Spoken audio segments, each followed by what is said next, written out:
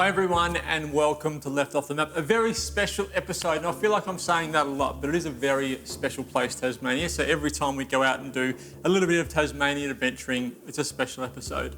Today we're going to one of the most phenomenal accommodation places you'll ever see in your life. If I told you about it, you wouldn't believe me until you saw it. So we're going to head off there a little bit later and you'll be blown away by this place. So before we get to that, I'm going to jump into a great little summertime recipe, some roasted vegetables and lamb. Lamb is a great combination, I think, when you're looking at Mediterranean flavours, and that's what I'm kind of going to go with here, some Mediterranean flavours. So the first thing I want to do is get my vegetables roasted. So I've got sweet potato, red onion, and then to just add a little bit of extra flavour to my sweet potato and red onion, I've got a chorizo. It is going to render out some of its fat as we roast it off. You also have the chorizo to eat, but it's going to render out some of that fat and flavour into the veggies. So the main components of chorizo are paprika and garlic. So we're going to get lots of paprika and lots of garlic through our vegetables as they roast. So I probably only need half of this sweet potato because it's a big one. So that'll do. And then I've got 2 onions there. They're not huge onions, but I'll probably only need 1 of them as well. So I'll take the bigger red onion, cut it in half, peel off that outside layer. And it's important, how you cut the onion is important here. Then you want to cut it so that you keep this stem bit here intact. If we cut that off, the onion's just going to fall apart as we roast it. But if we keep that intact, then the onion will stay in a wedge as it gets roasted off. So I'll do that to my other one, peel off those outside skins. Then I'm going to pop all that into a roasting tray and with some garlic, that chorizo, some olive oil, some salt, and roast all of that off.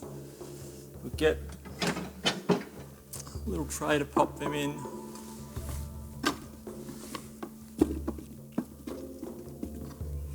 Clove of garlic, I just want to slice up.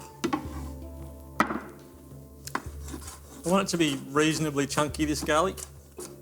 It's not being sauteed, it's being roasted, so it's going to be in there a while. My chorizo, just want rounds, about ½ centimetre. And again, I'm probably only going to need about half a chorizo for this.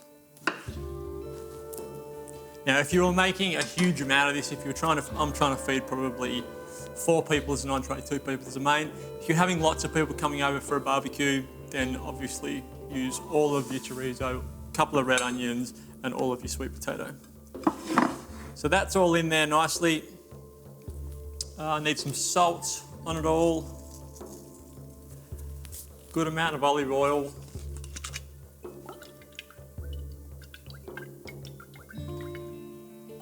As with most Mediterranean dishes, olive oil is very important. And I'll use some lemon juice just to lift that at the end.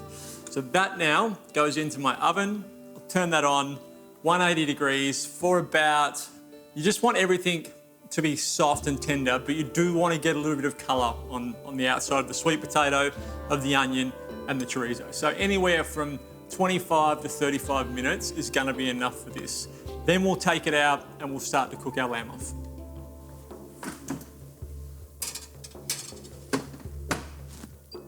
While my vegetables keep roasting, I'm going to start preparing my lamb. So I've got a lamb backstrap, so I want to season the lamb while it's on the plate. So a little bit of oil, a little bit of salt,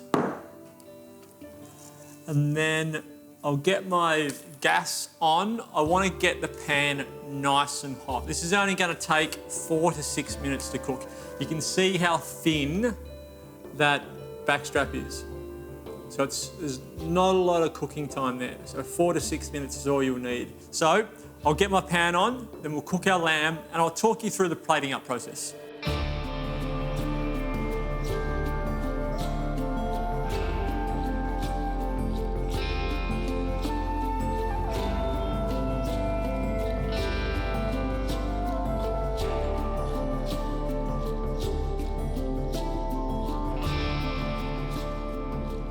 My vegetables are only 5 to 10 minutes away, so my lamb has been resting for 2 or 3 minutes now, so I can carve that and have that ready to go for my vegetables to come out. The main tip is you rest for about half the time you cook for. So this cooked for about 6 minutes, we want to rest it for about 3. So you can see that's hardly bled at all, which is what you want. You've got no pooling of blood underneath the lamb. It's still nice and rosy. It's cooked well. It's firm, so it's not gelatinous. You haven't undercooked it, but there's no bleeding. There's no moisture or anything like that. So that's what we want when we rest and then carve a piece of meat. So that's done. That can sit there now for another 5 minutes. If you still wanted to have this warm, just put some tin foil over the top of it and that'll hold the temperature for you. That's 5 more minutes to come out. Then to plate it up, get a big sort of mound of all of that roasted vegetable. So the onion and the sweet potato, the chorizo as well. Place that onto a plate, put your lamb on top of that. You have to have feta with this. Feta is the thing that sort of ties everything together, I think. So some feta, some parsley, a big squeeze of lemon juice, some salt, and finish with some olive oil. It's really, as most things I cook are, very, very simple, but really tasty. And a great dish if you were having a barbecue, you had friends coming over. You could roast the vegetables beforehand, like I said. They can be cold. You can cook your lamb on the barbecue and then put it all together. It's one of those crowd pleasers, I think. So now we're going to head off to a place called The Keep. It's in the northeast of Tasmania. I can't really tell you where it is because we drove for a long time on a dirt track to get to it, but it was definitely worth it. I've stayed in some amazing places all over the world. Nothing compares to The Keep.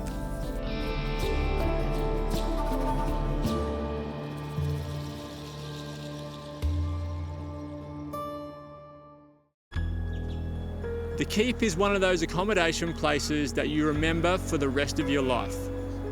Situated well and truly off the beaten track in Tasmania's northeast coast region. And it is secluded as it is unique. With all the modern luxuries you could want set against the contrast of the Tasmanian wilderness. This truly is a place I will never forget. I have to admit, it's been an absolute joyous time here on the northeast this week. From Bianca going mountain bike riding, experiencing those pods in the middle of the forest where you could be hundreds of miles from civilization and you have those little mod cons and luxury all at your fingertips, to playing golf. I figured out that I'm still okay at golf. I probably need to get out and practice a little bit more, so I might see Richard at Barnbougle. And then Bianca having a look at the accommodation offerings, the restaurant, the spa, really shows what this region has got to offer. The Keep, well, this is a once-in-a-lifetime accommodation experience, I think. It's kind of luxurious, but it's pared back luxury. So you still feel like you're connected with all of the environment around you, with you're not being pampered, you're just in a beautiful building. So I think from all the places I've stayed in all over the world, this would be in the top 5. All right. To finish off our stay here, we're going to go back to my favourite cuisine, my sort of favourite food culture, Mexican, and probably my favourite type of dish in Mexican cuisine, the tostada. A tostada this is a white corn tortilla, but it's fried, or it's in the oven baked to dehydrate it. What you're trying to do is get it to be nice and crunchy, like a corn chip. And then this little corn chip becomes basically your plate that you put everything on top of. So the first thing we're going to do is get these in the oven to turn them into little corn chips. So out on an oven tray, get as many as you can fit on your oven tray. You're probably going to get about 5. Like that. Little drizzle of olive oil, just to help the process. And once you've got that little drizzle, I'm just going to turn them over so that they're nicely coated in that oil. So just rub, rub, rub, rub, all of them. And I'm going to pop them into the oven about 160 degrees for about 25 minutes. And they'll come out nice and golden, nice and crunchy, and they'll be ready to put the rest of our ingredients on. So I'll pop this into the oven.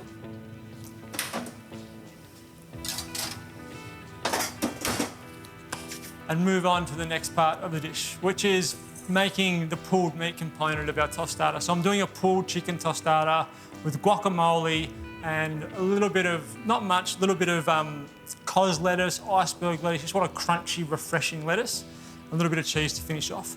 So to start with our pulled chicken component, what I need, chicken breast. I'm just gonna cut that, the chicken breast that size, you could probably cut in half, just so it cooks a little bit quicker. So we'll cut that in half. I've got this pulled meat spice mix here. Put that on top. I'm just going to sort of toss that around so everything's nicely coated in that pulled meat spice mix like that. And then any extra of that spice mix is fine to leave in there because we're going to put about 2 cups of water on top of it.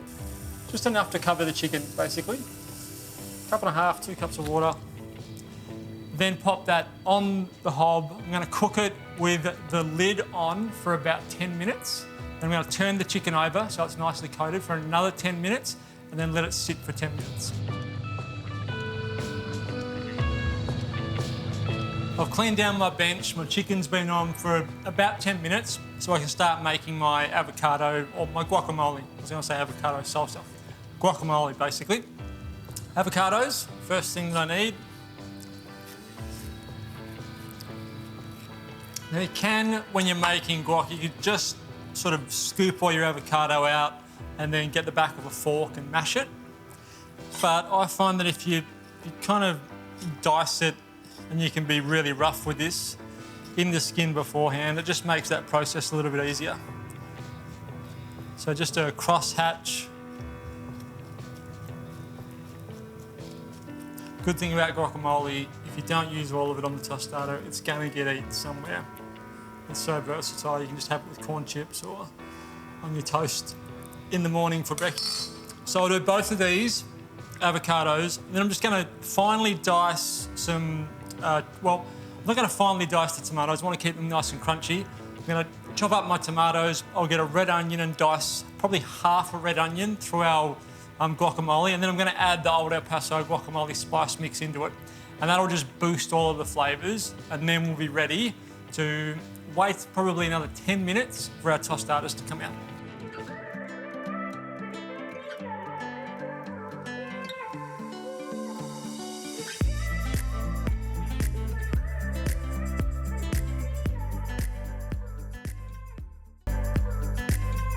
Our chicken's been on for 20 minutes. I turned the chicken over about 10 minutes in, so at the halfway mark, and it's pretty much ready to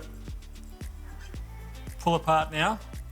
So I'm going to take the chicken out, and then while I'm shredding this, I just want to pop the saucepan back on the heat and start reducing the sauce that's in there. That sort of stock or sauce that's been created from our chicken. So you've almost got a chicken stock in there as well, and from that spice mix, from our pulled meat spice mix. So to shred your chicken, just get 2 forks and start pulling it apart like that. Break up those sort of protein strands and it will come apart pretty easy. Because you've been poaching it for about 20 minutes, the chicken's going to break up pretty easy. So that can go back in to our sauce mix. It's reduced down a little bit because we've got the lid on there. It hasn't reduced all the way down. So this is the last thing we're going to do. For about 10 minutes again on a low heat, I'm just going to add the chicken back on the pot and let it it's almost resting with a low heat underneath it, just to reduce that sauce down a little bit more. And so we end up with a thicker sauce that can hold around our shredded chicken. In, back on the heat. No lid this time, don't need that. So we've got about 10 more minutes to go now. The tostadas or the tortillas should be ready to come out. So I'll check on those.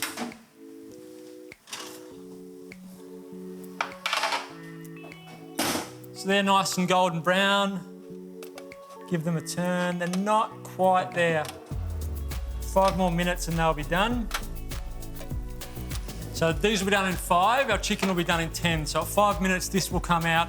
Another 5 minutes, our chicken, and then we're ready to put the tostada together.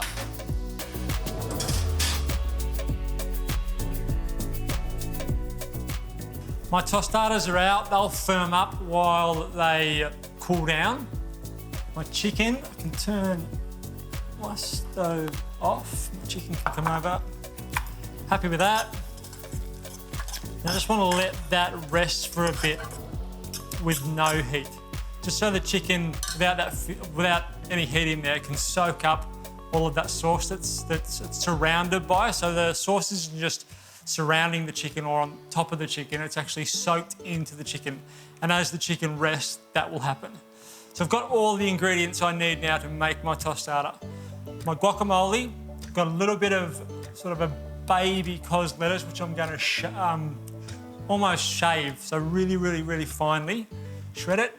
My hard cheese, and the reason I like hard cheese on something like this, like a pecorino or a parmesan or a manchego, if you get normal cheddar, it grates into really big pieces and it falls out everywhere. A really fine grate of a hard cheese gives you a much more punch, so you're getting all that cheese and not having to add so much of it. So you're not going to have it falling off the tostada everywhere. You're still going to get that nice cheesy punch. So I'll let this cool for probably 3 minutes and then we'll plate up.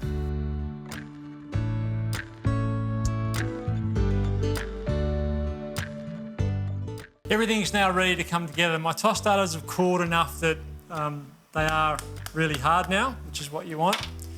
So we'll put one of those down. I'll go avocado, well, guacamole. I keep doing that first. So a good spoonful of that. And then on top of our guac, our pulled chicken. You see it's still nice and warm, so it still carry all that heat, but it's just giving it a little bit of time to soak up that sauce.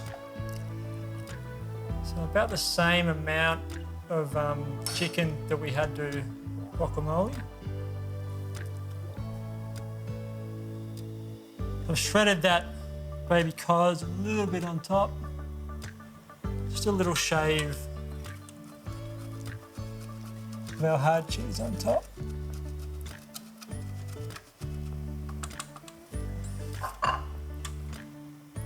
So that is a tostada. Now, I said before, it is basically a big corn chip or a plate that you can eat on top of. So there are 2 ways you can go about it. One, you could take that off and eat that guacamole, pulled chicken, lettuce mix like it was your plate, and then eat your plate at the end. Or you can pick it up and try and bite it like a pizza. So you have tostadas as a canapé a lot, where you've got one mouthful. That crunch of that baked tortilla adds another level to what is already a fantastic Mexican dish when you've got really intense braised meat, a fresh salsa, and that lettuce. It's a great combination. I have to say I've been wonderfully surprised by the northeast of Tasmania. Not only is it really beautiful, but it's a lot of fun. Most of the things you're going to do here if you come to visit are based around enjoying the environment, but also having a lot of fun with it. So, as I said, we played golf earlier in the week, going mountain biking, learning about that, the floating sauna, all these things that are built into the wilderness of the northeast, and you have such an enjoyable time doing them. So, as far as the northeast goes, I think it's a great place to come if you want to explore the wilderness and have fun, but also to bring your family and engage them in an environmental exercise program. So get out there and enjoy the northeast of Tasmania. If you're in Tasmania or you're travelling down here, give it a go. We'll leave the northeast now, head back home to my kitchen in Sprayton before we go on another adventure to the east coast of Tasmania.